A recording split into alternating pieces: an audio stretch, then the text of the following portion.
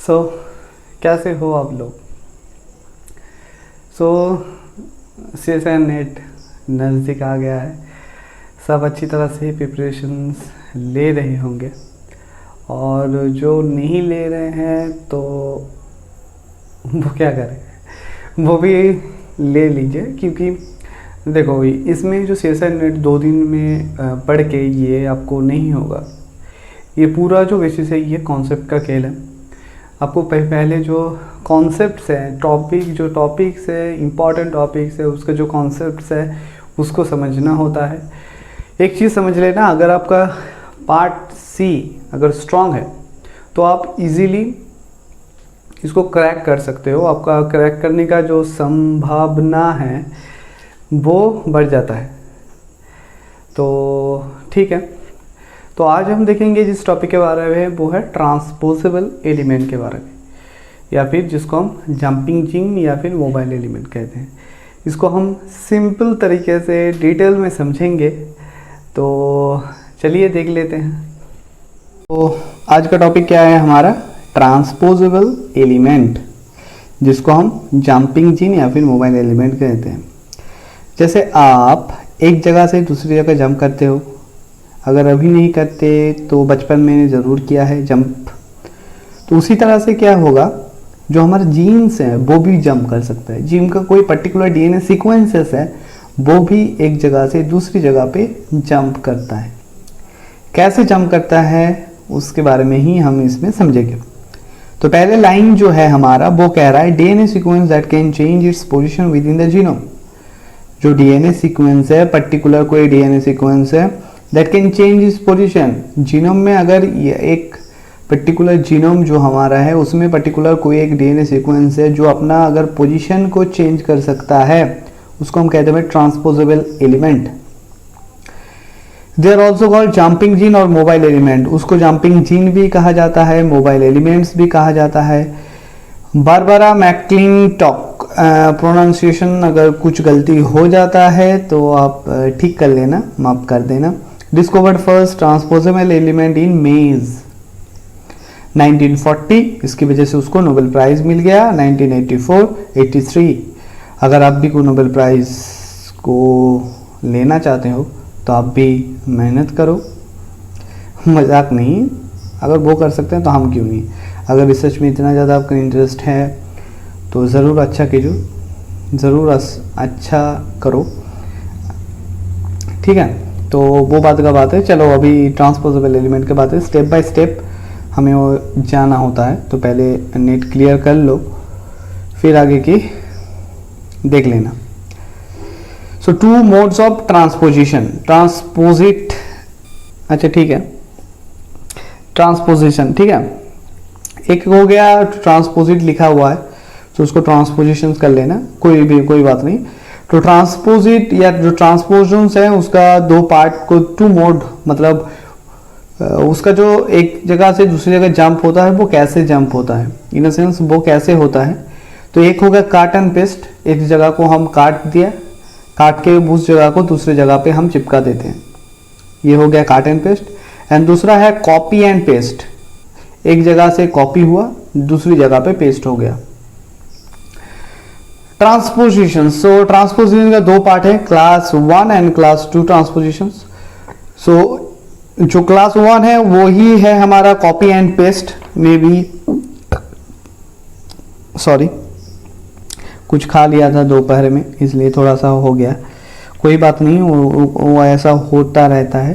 तो copy and paste, ठीक है, ये मैंने लिखा है, ये ऐसा मत सोचना किसी जगह से रट्टा मान लिया, ये मैंने नोट्स मेरा ही है, मैं डिफरेंट जगह से कलेक्शंस करके वो से, चाहे वो और दूसरी जगह हो, नॉट 9 से नेट से, जितना हो सके सिंपली इसको प्रेजेंट कर सकता था, कोशिश किया उतना, ठीक है। तो क्लास 1 ट्रांसपोजिशन उसको हम रेट्रो ट्रांसपोजन भी कहते हैं। जो क्लास 2 ट्रांसपोजन है उसको हम DNA ट्रांसपोजन भी कह सकते हैं। क्लास 1 का मतलब कॉपी एंड पेस्ट, क्लास 2 का मतलब हमारा काट एंड पेस्ट। तो पहले आते हैं हम कॉपी एंड पेस्ट मैकेनिज्म, जिसको हम क्लास 1 भी कहते हैं या फिर रेट्रो ट्रांसपोजन।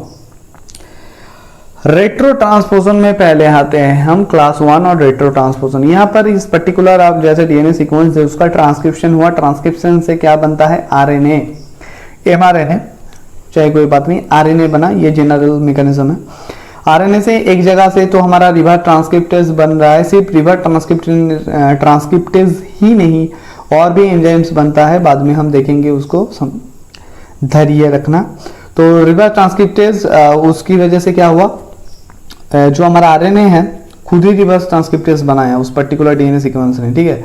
फिर जो आरएनए है उसका सीडीएनए बना, फिर सीडीएनए से जो double standard of the DNA बना, फिर वो जाके दूसरी जगह पे इंसर्शन हो गया, दूसरी जगह पे क्या हो गया उसका इंसर्शन।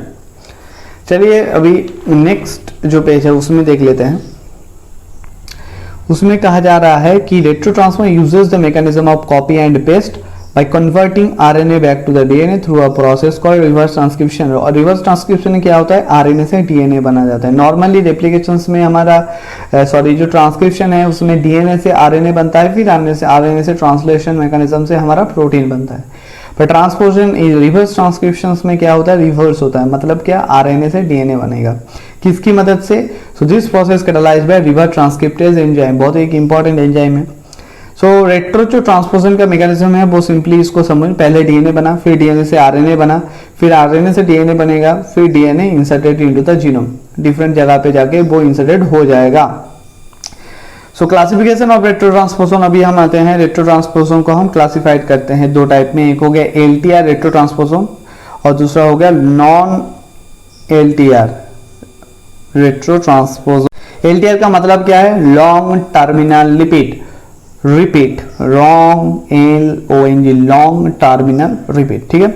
अभी एलटीआर रेट्रो ट्रांसपोजन के बारे में देखते हैं। तो एलटीआर रेट्रो ट्रांसपोजन इनको 2 जीन, इसके पास 2 जीन है, एक हो गया गैग, दूसरा पॉल, और तीसरा रहता है अगर कुछ वायरस है रेट्रो वायरस, उसमें ENV भी रहता है, जिसमें हम इसकी वजह से वो इन्फेक्शियस होता है, पर ये इन्फेक्शियस नहीं होता। कुछ सिमिलरिटीज हैं, जो हमारा रेट्रो ट्रांसपोजन है रेट्रो वायरस में कुछ सिमिलरिटीज हैं, पर डिफरेंस है उसके पास ENV बनता है, ENV। जो हमारा रेट्रो ट्रांसपोजन है उसके पास ENV नहीं है, इसकी वजह वो इन्फेक्शियस नहीं होता, सिर्फ वो जगह चेंज करता है अपना। सो जो गैग जीन है वो एनकोड करता है protein that form virus like particle in cytoplasm, virus like particles, not virus, you have to remember that. So GAG encode protein that form virus-like particles in the cytoplasm in which reverse transcription takes place। Reverse transcription इसके अंदर होगा, एक virus like particles form करेगा, कौन, gag जो हमारा particular gene sequence है उसमें से हमारा प्रोटीन बनेगा, एंड उस प्रोटीन से एक वायरस लाइक स्ट्रक्चर में उसके अंदर हमारा जो रिवर्स ट्रांसक्रिप्शन प्रोसेस है वो होगा। एंड फिर आता है पॉल एनकोड्स, जो हमारा पॉल है एनकोड करता है प्रोटीएज, जिसको हम शॉर्ट में PR, reverse transcriptase RT, important, integrase जो हमारे इंसर्शन में हेल्प करता है, RNase H, जो CAD ने RNase H बेसिकली जो हाइब्रिड RNA एंड DNA है उसको RNA को डिग्रेड करने के लिए RNase H। तो ये हो गया कुछ हमारा पॉल जो एनकोड करता है। अभी जो एलटीआर रेट्रो ट्रांसपोजन है based on sequence similarity and order of the encoded gene product, LTR transposon को हम 3 पार्ट में डिवाइड करते हैं। टाइप 1 कोपिया, TY1 कोपिया जिसको हम pseudoviridae, type 3 gypsy, metaviridae, and जो हमारा Bel Pao, BEL Pao, Bel Pao viridae. तो type 1 copia, type 3 gypsy and Bel Pao, ये 3 टाइप्स में एलटीआर जो हमारा ट्रांसपोजन है, रेट्रो ट्रांसपोजन है, वो पाया जाता है, किसकी, based on sequence similarity and order of encoded gene product. तो बाकी जो पार्ट है हम दूसरे वीडियो में डिस्कस करते हैं, क्योंकि मेरे पास फ़ोन से रिकॉर्ड कर रहा हूँ इसलिए उतना जगह नहीं है, क्षमा कर देना। तो नेक्स्ट वीडियो में मिलते हैं, तब तक के लिए बाय बाय।